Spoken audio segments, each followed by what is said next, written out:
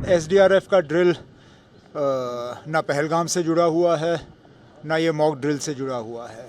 ये भी हमें देखना होगा कि कहीं पहलगाम के मामले में जो कसूरवार हैं उनको पकड़ते पकड़ते बेगुनाह लोग जो हैं इसकी लपेट में ना आएं। ऐसा नहीं लगना चाहिए कि कुछ लोगों को पकड़ने के लिए हम तमाम जम्मू कश्मीर और तमाम कश्मीर के लोगों को जो है पकड़ने का काम कर रहे हैं।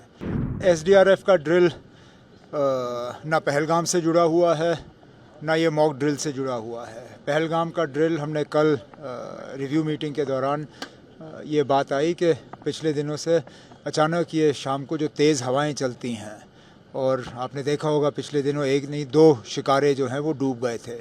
उस सिलसिले में हमने SDRF से कहा है कि वो थोड़ी तहकीकात करके अपने टीम्स वहाँ तैनात करें ताकि खुदा न खास्ता अगर दोबारा इस तरह का कोई इंसिडेंट हो तो कोई कीमती जानें जो हैं वो ज़ाया ना हो।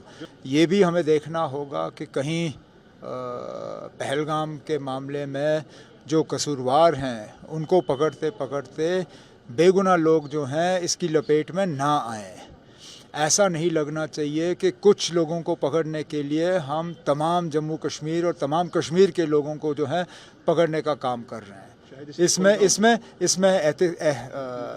इसमें थोड़ा सा खबरदार रहना और इसमें समझदारी से कदम उठाना, इसके बारे में जहाँ तक हो सके हमने बातें अपनी पहुँचा दी हैं।